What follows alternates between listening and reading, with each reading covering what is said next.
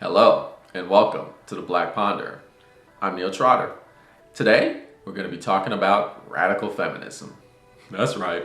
And we're going to do it via this text right here, The Dialectic of Sex, The Case for Feminist Revolution by Shulamith Firestone.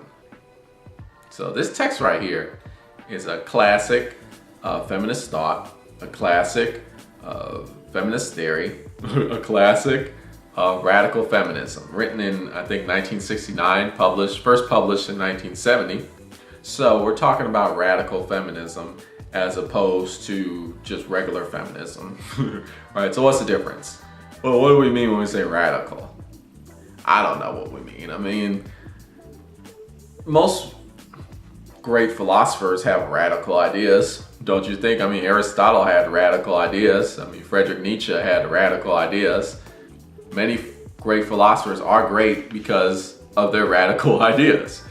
Are Firestone's ideas any more radical than any other important philosopher? I'd argue no. So I would encourage you not to get off-put by, the term radical feminism. I think this book has a lot of useful information and a lot of constructive ideas that we can apply today to make society better. I do believe that. Now, there are some ideas in here that kind of go way out there, right? But, all great philosophical texts have ideas that go way out there, right? And you gotta read it with a critical mind and then, process the information and take what's good about a text and leave the stuff that doesn't apply. just leave it there.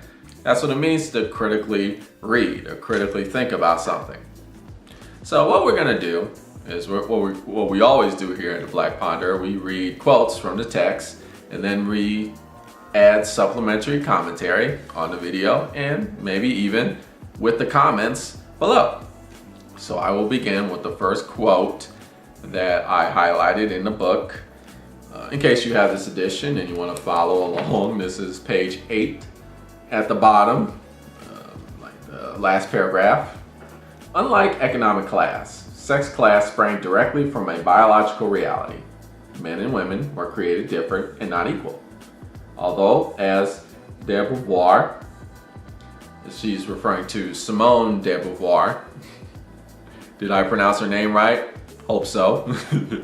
Beauvoir is a famous existentialist philosopher, and she wrote The Second Sex, which is another classic of feminist theory. We will eventually do a video on that book as well. But Firestone is referring to her work, Beauvoir's work. De Beauvoir points out, this difference of itself did not necessitate the development of a class system, the domination of one group by another. The reproductive functions of these differences did. The biological family is an inherently unequal power structure. The need for power leading to the development of classes arises from the psychosexual formation of each individual according to this basic imbalance. I'll read you my little notes here that I wrote in the margin. The biological reality of reproductivity predisposes all social power structures because of its uniformity. So it all starts here with this reality, right? The reality that men and women are not equal biologically because women have to give birth. They're the bearers of the child. And this is a fact, right? I think everybody can agree with that. That's not radical, is it? And Firestone argues, okay, based off of that truth, that fundamental reality, all structures of social power are founded off of that basic truth that men and women are not biologically equal. And then she continues further down that road is the next page 10, a second paragraph. But to grant that the sexual imbalance of power is biologically based is not to lose our case. We are no longer just animals. Thus, the natural is not necessarily a human value. Humanity has begun to transcend nature. We can no longer justify the maintenance of a discriminatory sex class system on grounds of its origins in nature. Indeed, for a pragmatic reason alone, it is beginning to look as if we must get rid of it. And here Firestone is saying, look, we can transcend that biological reality. You often hear the case that, look, men are physically stronger than women. Women are the ones that bear the children, therefore men have to do this, this, and this, and this, and women have to do this, this, and this, and this. It's just a biological fact, and we have to structure all society based off of this biological fact. But Firestone is saying, like, look, human beings aren't limited to that. We have science and technology, and we can think things through, and we can achieve things that transcend the natural reality, the natural biology. We don't have to be trapped in that limitation because we're human. We're advanced in that way. So she continues on page 11. The elimination of sexual classes requires the revolt of the underclass, women, and the seizure of control of reproduction. Not only the full restoration to women of ownership of their own bodies, but also their temporary seizure of control of human fertility, the new population, biology, as well as all the social institutions of childbearing and child rearing. So reading my notes here, women must eliminate the dependency requirement of reproduction. So Firestone argues, look, for men and women to be equally socially, that handicap of childbearing that's natural based off biology has to be eliminated. Women have children, and then the whole 9-month pregnancy happens, and then the whole stress involved in that, and the duress, and the special cases that have to be taken into account in practice because of pregnancy. That has to all go away for women to be equal on a social level. And Firestone argues that that is possible. And now we're getting to the radical ideas here. The end goal of feminist revolution must be, unlike that of the first feminist movement, first wave feminism, and now we're, Firestone is part of the second wave of feminism, not just the elimination of male privilege, but of the sex distinction itself. Genital differences between human beings would no longer matter culturally. Okay, now we're getting to the radical part. Now listen to this. The reproduction of the species by one sex for the benefit of both would be replaced by at least the option of artificial reproduction. Children would be born to both sexes equally, or independently of either, however one chooses to look at it. The dependence of the child on the mother and vice versa will give way to a greatly shortened dependence on a small group of others in general. And any remaining inferiority to adults in physical strength will be compensated for culturally.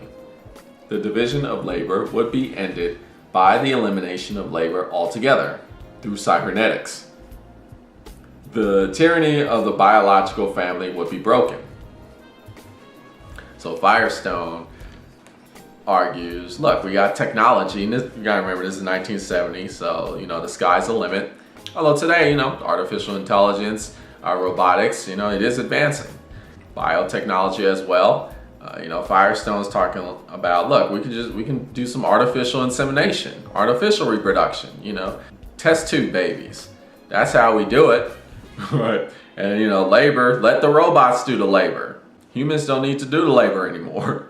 And that way, there is no such thing as maternity leave or paternity leave, right? There's no need for that anymore because there's no labor at all because robots are doing it all. We can do that via cybernetics, right? Robots. So admittedly here, Firestone gets very radical here. But what I like to focus on is the point that the social structures that define our culture, right, are fundamentally rooted in the biological differences of men and women. And all the social constructs that we deal with today stem from that. And if it is possible to eliminate that biological difference, then it does make sense that we can break down a lot of these social constructs that are negatively affecting many people in the world. I will continue on page 12 here. And here, Firestone quotes Frederick Engels here, who was, a companion of the famous Karl Marx. Engels wrote many books himself on communism as well as feminism. So I'll read you this quote. Historically, materialism is the view of the course of history, which seeks the ultimate case in the great moving power of all historical events in the dialectic of sex. The division of society into two distinct biological classes for procreative reproduction and the struggles of these classes with one another in the changes in the modes of marriage, reproduction, and childcare created by these struggles, in the connected development of other physically differentiated classes, castes, and in the first division of labor based on sex, which developed into the economic cultural class system. So as I said, and I read you my notes, all socioeconomic construction stems from sex division based on reproductivity. So this is where we start. This is where Firestone begins. It is a radical position, true, but it also has some truth to it. Let us continue with more quotes as we talk about this even further. This right here is page 2. This is the second quote. This is actually page 42. Okay, and here Firestone brings up Sigmund Freud, the famous psychologist, psychoanalyst, famous for many things, but Firestone focuses on the infamous or famous Oedipus complex. So here she's talking about the Oedipus complex and about Freud. And she writes, Freud, his failure to question society itself, was responsible for massive confusion in the disciplines that grew up around this theory, the Oedipus complex. Beset with the insurmountable problems that resulted from trying to put into practice a basic contradiction, the resolution of a problem within the environment that created it, his followers began to attack one component after another of his theory. I believe, Firestone, she believes, Freud was talking about something real. Though perhaps his ideas taken literally lead to absurdity, for his genius was poetic rather than scientific. His ideas are more valuable as metaphors than as literal truths. I'm one of those people who believe the whole notion, the idea of the Oedipus complex is, complete bogus, pretty absurd, not really, any real truth behind it. I feel like the Oedipus complex is one of those things where, a man with a lot of pull and a lot of leeway and a lot of sway in society, nobody told him to stop, nobody put him in check. He just kept going on and on and on with some bogus idea, and it's like, whoa, okay, you went way. Now that's a radical idea. The Oedipus complex, the idea that, that you have some sexual attraction with your mother, and then all women have some penis envy, and then all women have some weird sexual fascination with their father, and it's weird. It's basically what happens when you don't put somebody in check or call somebody out on their bullshit. Right? You just let them just run wild. And even Firestone here says that when taken literally, it's absurd, the Oedipus complex. But she says that there's some truth behind it if you take it as a metaphor. I actually would not go that far, personally, me. I think even as a metaphor, it's pretty ridiculous. But I do think the Oedipus complex does say a lot about our society. I think it kind of shows you how far people take this false construct of gender and sexuality.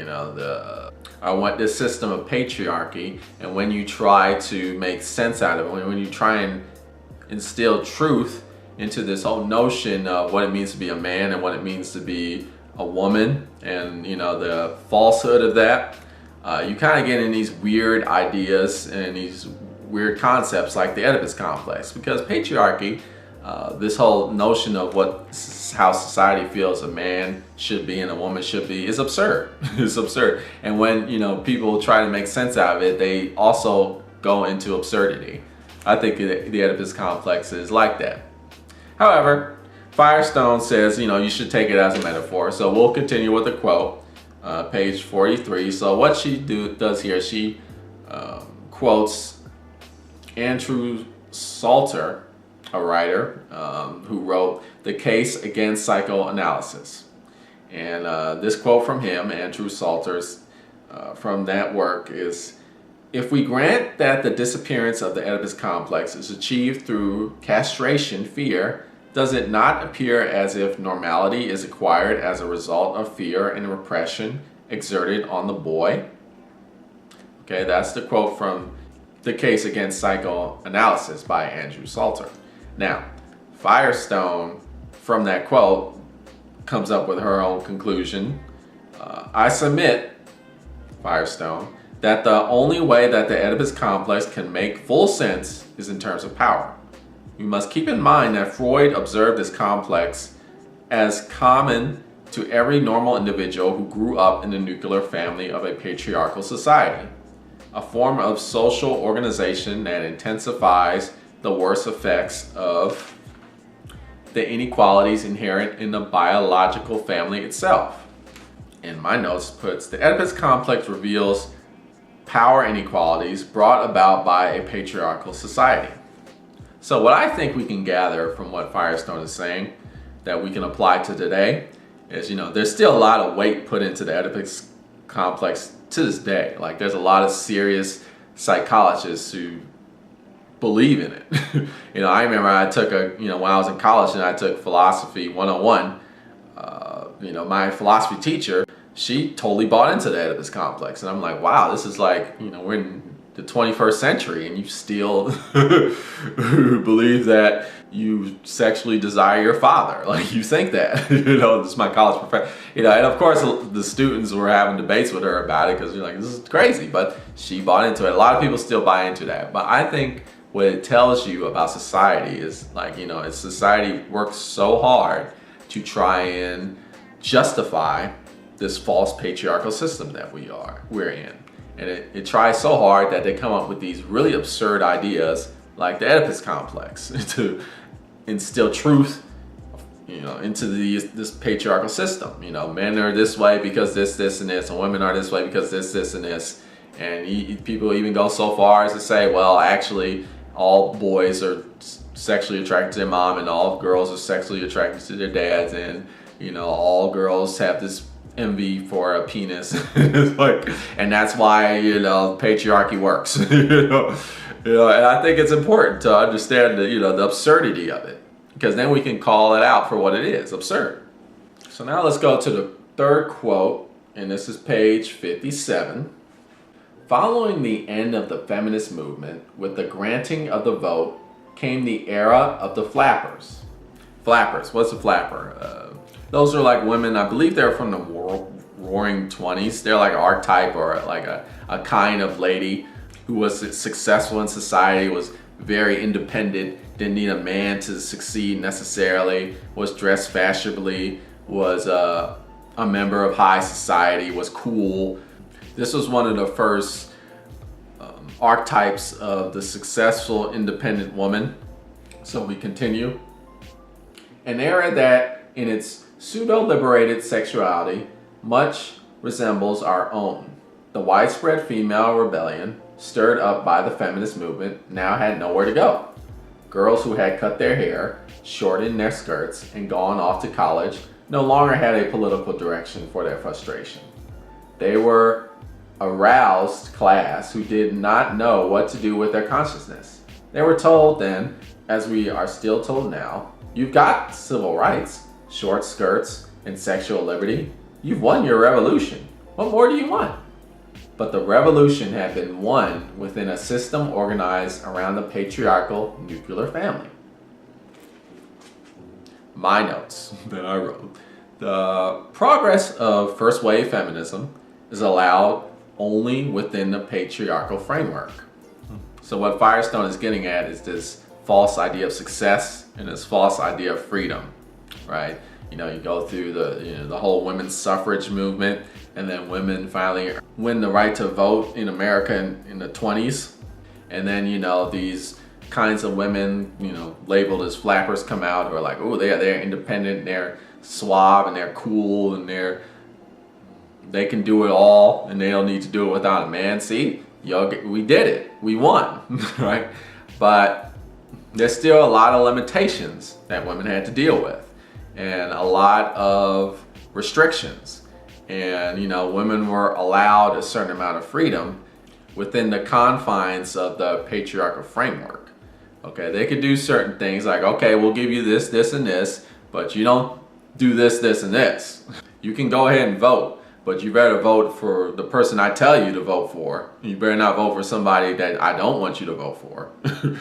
You can dress a certain way, but the way you dress better be pleasing to the male eye. It better be sexually attractive to heterosexual men. If it's not, then you can't dress like that. Sure, you can do certain kinds of jobs, but other jobs are only reserved for men. Okay, don't get it twisted. You can only do this, this, and this, and this, not this, this, and this, and this. It's a false sense of freedom is what Firestone is getting at. So on the next page here, page 58, here in the 20s began the stereotypes of the American career girl, the co-ed, and the butchy businesswoman. This image of the supposedly liberated woman went around the world via Hollywood, the unbalancing effects on women of pseudo-liberation, giving anti-feminists new ammunition, and further bolstering the resistance of the still openly male supremacist societies to setting their women free. We like our women the way they are, womanly. Okay, she's putting quotes here, anti-feminists saying this. American servicemen came back from the Second World War with stories of these great continental women who still knew how to make a man feel good. This is what we're talking about here. So I'm throwing several ideas out, and that's what Firestone does. She throws out several ideas, but we're gonna all tie them together. We're gonna unite all of them with a central theme. So here's another idea. Okay, this is page 65, first paragraph. Women and children are always mentioned in the same breath. Women and children to the forts, a quote like, save the women and children, how that quote goes. The special tie women have with children is recognized by everyone. I submit, however, Firestone talking, that the nature of this bond is no more than shared oppression, and that moreover this oppression is intertwined and mutually reinforced in such complex ways that we will be unable to speak of the liberation of women without also discussing the liberation of children, and vice versa. The heart of women's oppression is her childbearing and child-rearing role, and in turn, children are defined in relation to this role and are psychologically formed by it. What they become as adults and the sorts of relationships they are able to form determine the society they will ultimately build.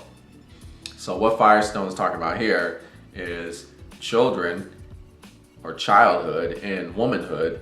Women are constructs, societal constructs.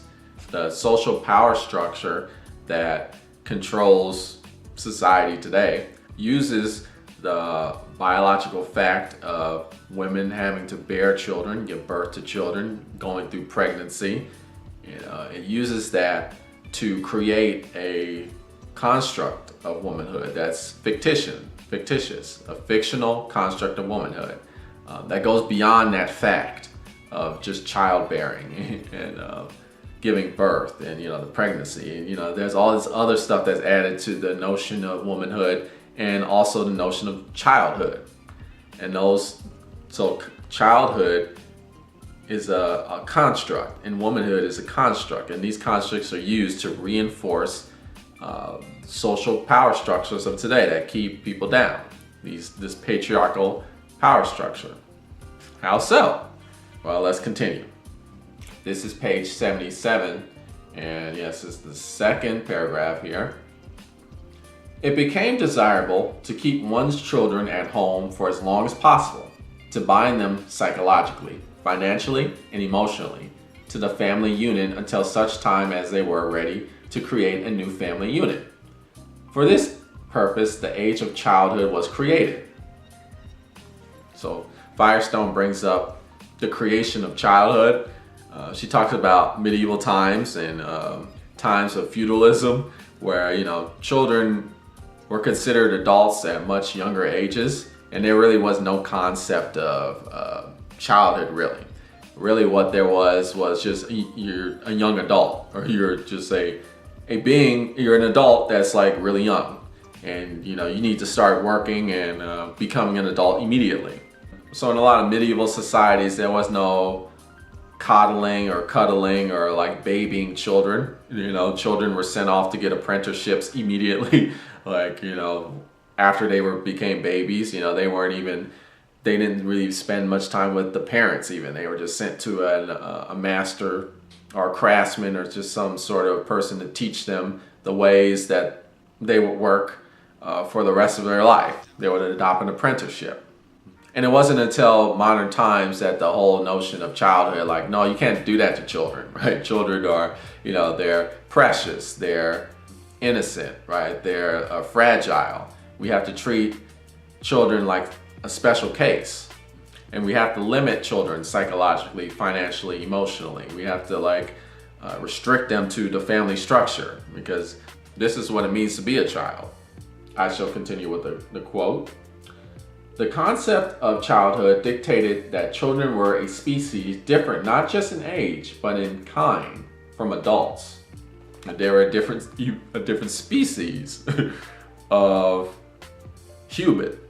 There's 3 different species of human, in this our social structure. There's children, there's women, and those 2 are very similar. And then there's men. There's men. That's a very different kind of species of human. This is what Firestone is getting at. The myth of childhood is an even greater parallel in the myth of femininity. Both women and children were considered asexual and thus purer than men. Their inferior status was ill-concealed under an elaborate respect.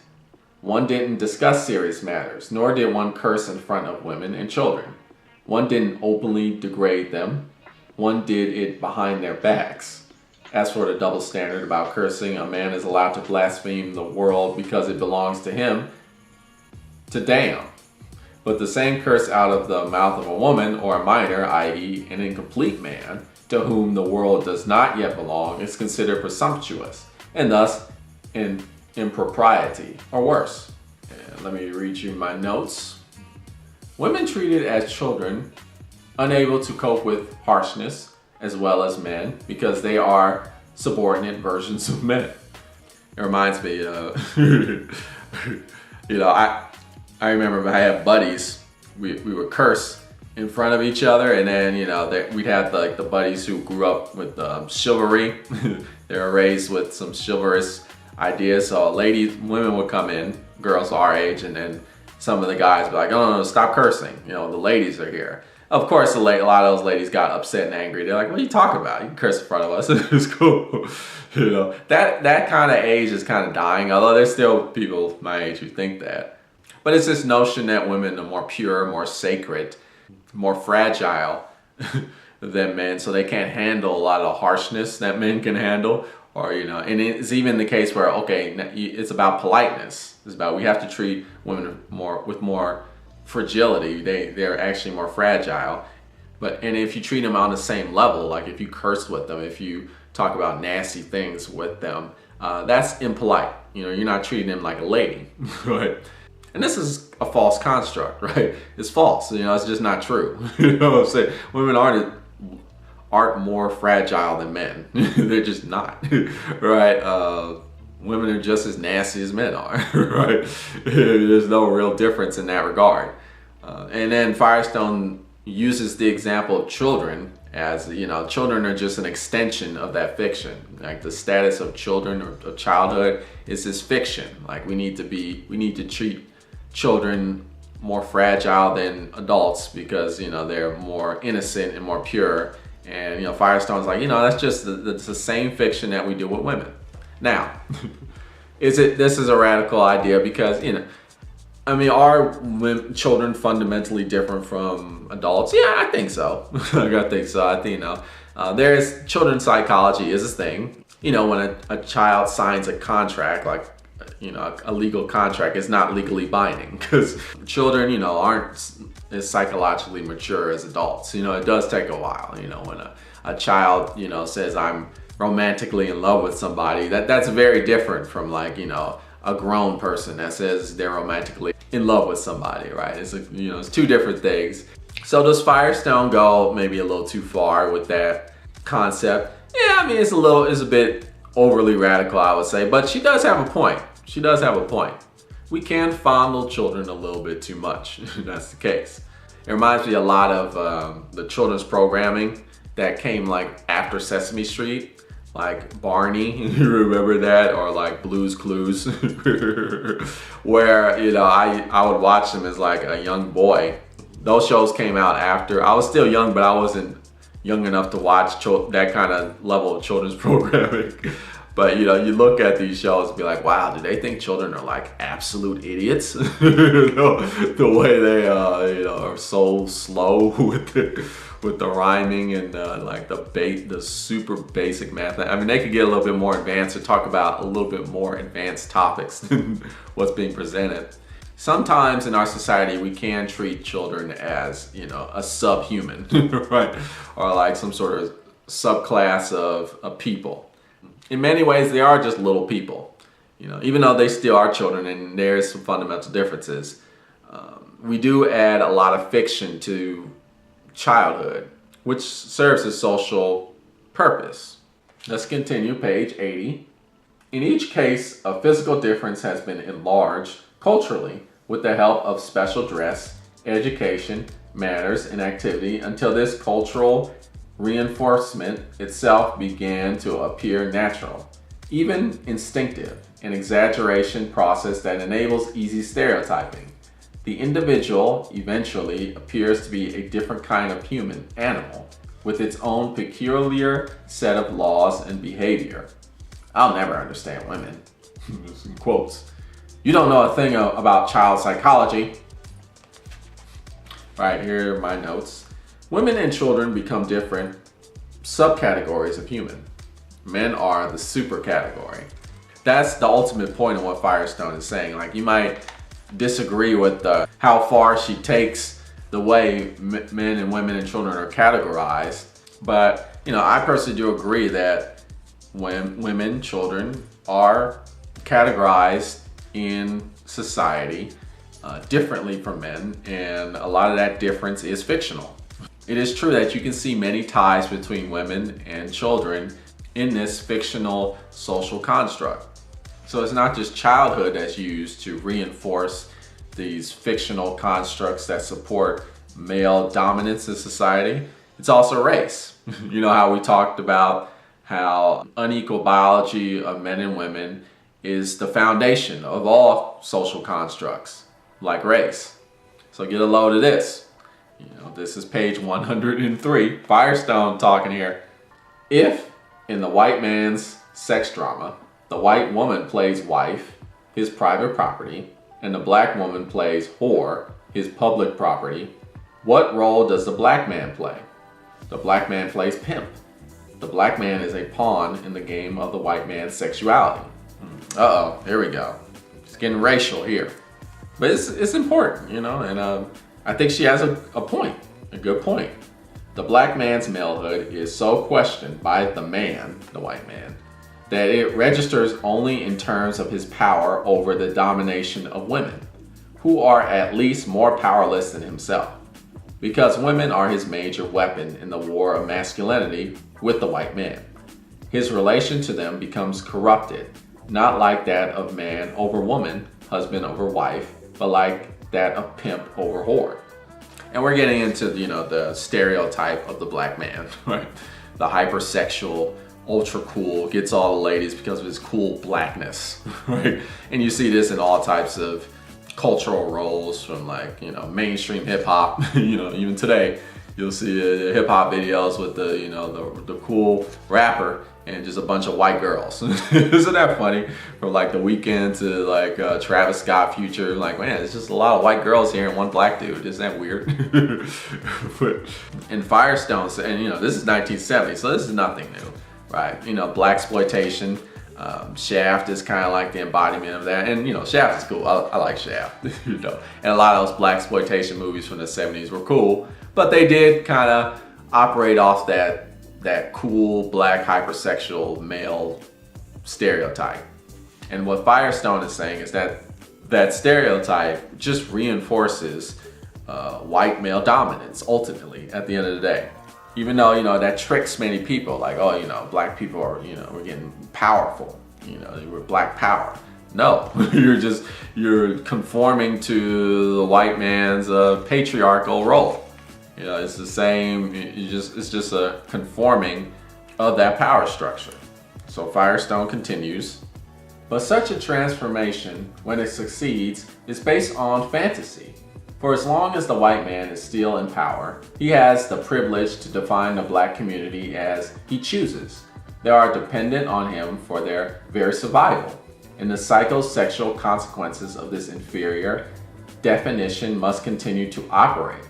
Thus, the concept of the dignified black family rarely penetrates beyond the circles of the copycat bourgeoisie or the true believer revolutionaries. And I read my notes. The Pan-African Black Power fantasy fails because it operates within the confines of patriarchy. And you know, the Black Power movement was, you know, that was a very constructive, progressive, positive to black society, black culture. Not knocking that. Black Panthers did some great things. But there was some negatives with that as well. It's true. You know, we gotta call it out. You gotta be true with ourselves. There was a lot of toxic masculinity that was going on in that movement. And what that means is just that toxic masculinity, this false idea of what it means to be masculine. It's so systemic that it even influences civil rights movements and black power movements. You know, you even see it there. So here's the way that it does. And this is interesting because I've, you know, encountered this from my culture, you know, black African American culture. And Firestone, you know, just telling it like it is, you know, gotta be honest with you. Here, Firestone quotes a letter written by a famous black author, Eldridge Cleaver. This is like a love letter. Well, she's talking about the letter that he wrote. And here's what she says. For despite his address to black womanhood, queen, mother, daughter of Africa, sister of my soul, black bride, of my passion, my eternal love, Cleaver in this supposed love letter is hung up on himself and on his masculinity. There's no conception of the black woman as a human being in her own right. She is merely a buttress for his own masculine self-image.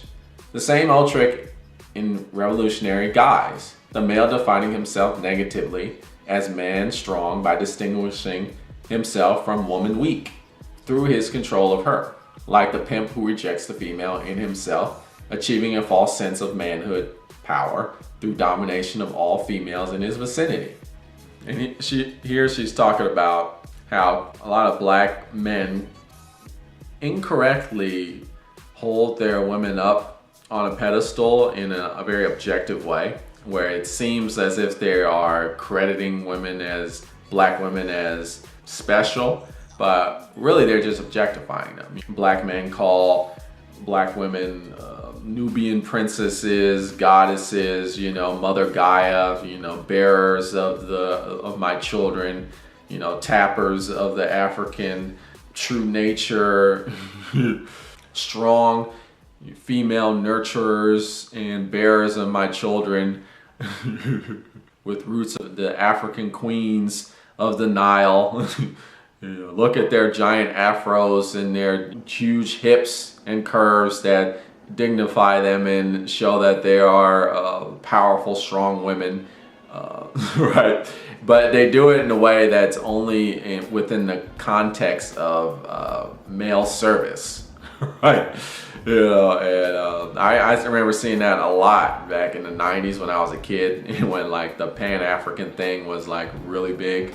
And like African American History Month was basically Africa Culture Month when they, you know, didn't really focus on black history, but it was more just like Africa celebration. And they would conglomerate all the African countries into one culture as if all the countries in Africa was just one monolith. And yeah, you saw a lot of that. It was this false sense of black pride. It really was. And what was really going on was this objectification. not only an objectification of blackness, but an objectification of women. The black male's own definition of himself as masculine, aggressive, can emerge. And in her capacity as springboard, the black woman is valuable and must be humbly wooed. Her cooperation is important for the black man, can only be the man if someone becomes the woman.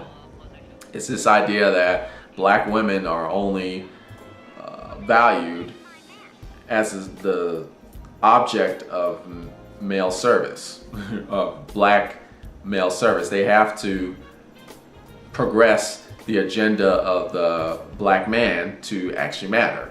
This has been kind of a problem in black society, admittedly. I've seen it myself. But what Firestone is saying is like, she's taking a step further. Like, this is basically an indication of how systemic toxic masculinity, women objectification is. You even see it in instances of black pride, black power celebrations. You still see that toxic masculinity seeping through, and it's destructive. Then she even takes it a step further, and she talks about the whole concept of love and how love in our society is also a false construct, how we treat love. And this is page 118.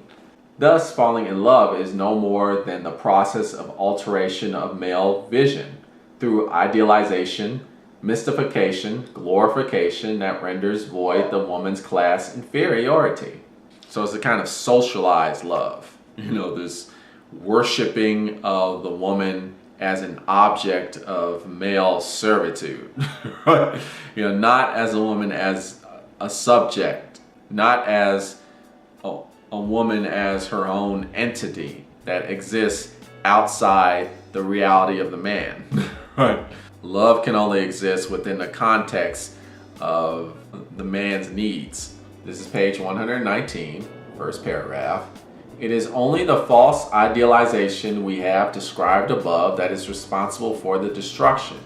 Thus, it is not the process of love itself that is at fault, but its political, i.e. unequal power context.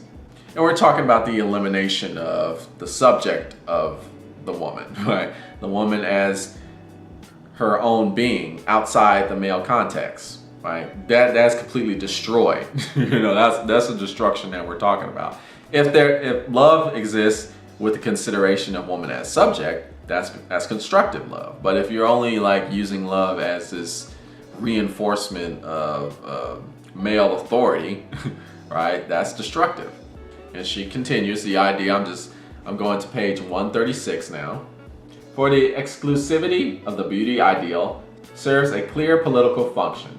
Someone, most women, will be left out and left scrambling because, as we have seen, women have been allowed to achieve individuality only through their appearance, looks being defined as good, not out of love for the bearer, but because of her more or less successful approximation to an external standard.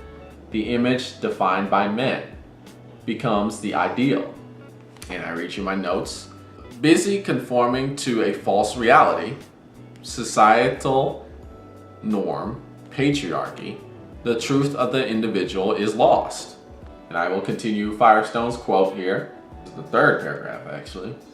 Thus, women become more and more look alike, but at the same time they are expected to express their individuality through their physical appearance. Thus they are kept coming and going at one and at the same time trying to express their similarity and their uniqueness. But this conflict itself has an important political function. When women begin to look more and more alike, distinguished only by the degree to which they differ from a paper ideal, they can be more easily stereotyped as a class. And again, as a social economic class, women are more easily controlled. It all goes back to differentiating men, women as two separate classes. Women, a class that ultimately is supposed to be of the service of the male class. And here we are on page 137. With the cultural betrayal of the smallest details of existence, The distance between one's experience and one's perceptions of it becomes enlarged by a vast interpretive network. If our direct experience contradicts its interpretation by this ubiquitous cultural network, the experience must be denied. Images become extensions of oneself. It gets hard to distinguish the real person from his latest image. I read you my notes on the margin. We become false realities. We conceal our truth with layers of societal norms. So again, we destroy the truth of ourselves in service of these social norms. We conform to these class stereotypes of sex, right? Men are supposed to do this, this, and this, and this. Women are supposed to do this, this, and this. Yeah, but who are you really? Who are you truthfully? No, we're not gonna worry about that. I'm just gonna conform to what society tells me I'm supposed to do. And this is what Firestone is talking about when she's saying these are destructive forces because they destroy truth, the true identity of a person. In conclusion, this is Firestone and she's writing here on page 139, first paragraph. I want to add a note about the special difficulties of attacking the sex class system through its means of cultural indoctrination. Sex objects are beautiful. An attack on them can be confused with an attack on beauty itself. Feminists need not get so pious in their efforts that they feel they must flatly deny the beauty of the face on the cover of Vogue, for this is not the point. The real question is the face beautiful in a human way? Does it allow for the growth and flux and decay? Does it express negative as well as positive emotions? Does it fall apart without artificial props? Or does it falsely imitate the very different beauty of an inanimate object, like wood trying to be metal? So what she's saying here, and these are my notes, beauty in our society should reflect truth. This is currently not the case. Instead, beauty is just reinforcing social economic power structures. That's what beauty is right now in our society. What is considered pleasing to a certain kind of man, and that man is a heteronormative, heterosexual white man, right? That's the only kind of beauty that's accepted, the one that's pleasing to that specific type of person. So let us continue. We're driving it home. Firestone is summarizing the problem and proposing some solutions. This is page 184, last paragraph. This natural division of labor was continued only at great cultural sacrifice. Men and women developed only half of themselves. The division of the psyche into male and female to better reinforce the reproductive division was tragic. The hypertrophy in men of rationalism, aggressive drive, the atrophy of their emotional sensitivity was a physical war as well as a cultural disaster. The emotionalism and passivity of women increased their suffering. We cannot speak of them in a symmetrical way, since they were victimized as a class by the division. Sexually, men and women were channeled into a highly ordered time, place, procedure, even dialogue, heterosexuality, restricted to the genitals, rather than diffused over the entire physical being. And I write my notes here. Individuals can only self-actualize within the limits of the patriarchal frame, excluding human potential outside said frame. We're reduced to our genitals, right? As Firestone says, rather than everything else about us, which are, there's plenty of stuff about us other than that, right? But it's all about our sex. That's the only thing that matters in society. That's the only thing that qualifies us in this social system that's patriarchy. And we continue to quote page 185. I submit then that the first demand for any alternative system must be, number one, the freeing of women from the tyranny of reproduction by every means possible, the diffusion of the child-rearing role to the society as a whole, men as well as women. To free women thus from their biology would be to threaten the social unit that is organized around biological reproduction and the subjection of women to their biological destiny, the family. So Firestone argues humanity must transcend the natural through technology to approach truth. But the natural has become an enterprise of power. That's the problem. Do we actually have the technology to transcend the handicap of pregnancy and make like test tube babies? That's it's scary. It's scary, and I'm not necessarily for that. But in all honesty, science probably could have been there by now if it wasn't the fact that so much power is dependent on women pregnancy. That's just a truth. Whether you believe humanity should overcome the natural process of pregnancy through technology, that's an issue in and of itself. But I think Firestone has a point in saying, like, look, the reason why we haven't gotten there yet is because those people who have a lot of socioeconomic power would never want you to go there, because then their socioeconomic power will be gone because that power is dependent on the whole fiction of womanhood. And she says, as the reason why we haven't gone there yet, full sexuality threatened the continuous reproduction necessary for human survival, and thus, through religion and other cultural institutions, sexuality had to be restricted to reproductive processes. All non-reproductive sex pleasure considered deviations or worse.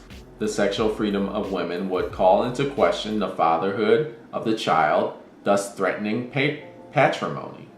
Child sexuality had to be repressed by means of the incest taboo because it was a threat to the precarious internal balance of the family. These sexual repressions increased proportionately to the degree of cultural exaggeration of the biological family. So the biological condition was exploited to reinforce the patriarchal reality, which is a falsehood. It's not true. That last quote was from page 187, and this quote, the final quote I'm going to read you, is from page 190. And here she talks about why socialism doesn't work. Why is it that socialism failed? And she kind of goes into that, and she's saying, like, look, socialism it could work. It's a system that can work, but here's why it failed.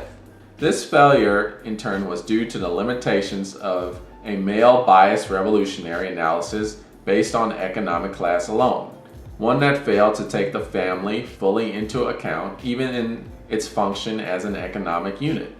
By the same token, all socialist revolutions to date have been or will be failures for precisely these reasons. Any initial liberation under current socialism must always revert back to repression because the family structure is the source of psychological, economic, and political oppression.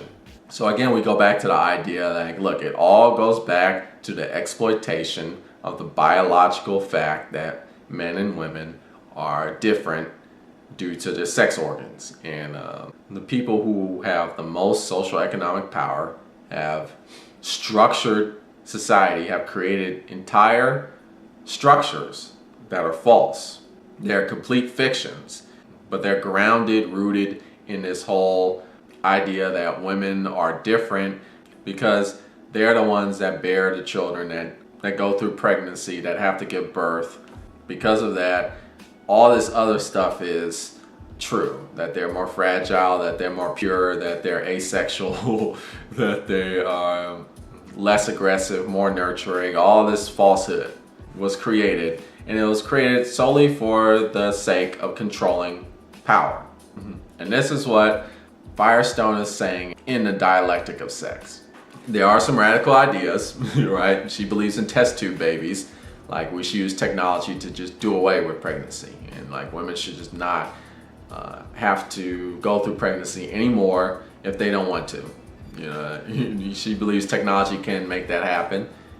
There's all types of other things she believes in, that children should no longer be considered children, they're just little adults, right? She talks about having communes and just getting rid of structures of marriage that are the typical structures we see today. People should live in groups and there should be some sort of polyamory going on. It's pretty radical stuff. I don't agree with all of it per se. Another thing that I kind of stray away from with her is she kind of goes on about the Oedipus complex. She kind of buys into it like a little bit. Not as like absolute truth, but she does hold on to the metaphoric aspect of it, which I don't even think is good to use as a metaphor. To be honest, that Oedipus complex is just so crazy and absurd in my opinion.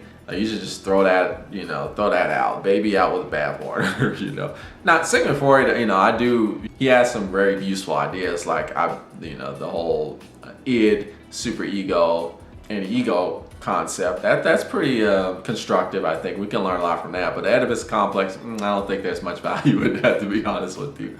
There are some pretty extreme views here in Firestone's work, but there's also a lot of useful information and a lot of good insights. And I think it's a good read if you want to learn more about feminist thought. And not all feminists think this way and agree with what she's saying, but I think it's a good perspective to learn whether you are a feminist or not. You just want to learn about feminism. And I think she does have some really good points. So, I would encourage you to check it out. The Dialectic of Sex. And I just want to let you know that you've been listening to the Black Ponder. This video was kind of long, but I've been getting a lot of messages that are telling me, people saying like, look, we don't mind long videos. We want longer videos. Go ahead, make it long. It's fine. And so I'm like, I'm gonna try it, see what happens. Whatever. Let's give it a shot. But you have been watching the Black Ponder. Tune in next time for more philosophical thought.